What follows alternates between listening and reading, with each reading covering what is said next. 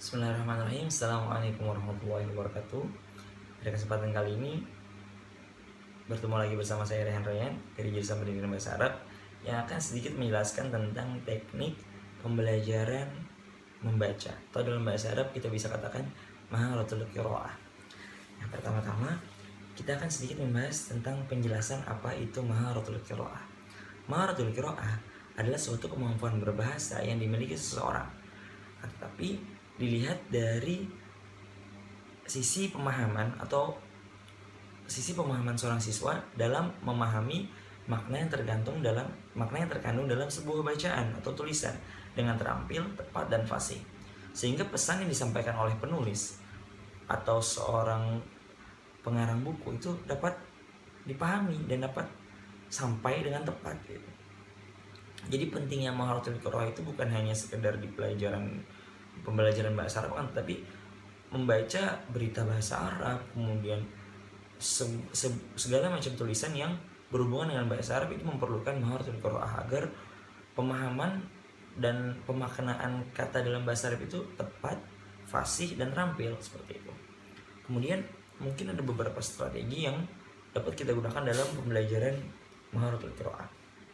Yang pertama yaitu strategi MT outline. MT outline ini adalah cara membaca. Seorang siswa dituntut untuk membaca terlebih dahulu sebuah makalah atau satu tulisan, satu berupa teks tulisan, kemudian menulis ulang kembali dengan adanya beberapa kata yang dikosongkan supaya ingatan, atau beberapa kata-kata yang ditentukan dikosongkan supaya ingatan dan cara penulisan kata tersebut dapat tertulis dengan benar. Kemudian yang kedua adalah strategi analisis, yaitu cara pembelajaran dari membaca, kemudian mencari ide pokoknya dan ide pendukung dari bacaan tersebut. Jadi setelah membaca, seorang siswa dituntut untuk mengeluarkan ide-ide dari hasil bacaan tersebut. Jadi bukan hanya stop di maharatul qiraah yang bisa kita katakan hanya sekedar kemampuan membaca. Kemudian strategi yang ketiga, strategi snowballing. Strategi snowballing adalah cara pembelajaran dari membaca, kemudian hasil ide pokok dan ide pendukung kita bagi menjadi dua kelompok. Ada yang ide pokok, ada yang ide pendukung, dan dari dua kelompok tersebut didiskusikan. Kalau tadi yang strategi analisis itu hanya satu orang disuruh untuk ide pokok dan ide pendukung, tapi ini dibagi jadi dua.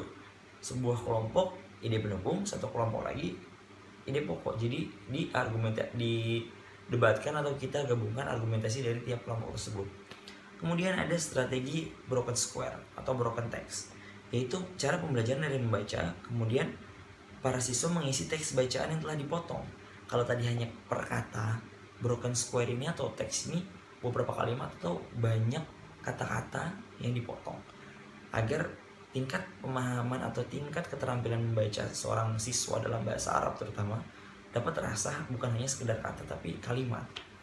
Kemudian strategi index card match yang terakhir, mungkin ini cocok digunakan dalam pembelajaran bahasa Arab kepada siswa yang masih menengah ke bawah atau usia-usia masih anak kecil gitu.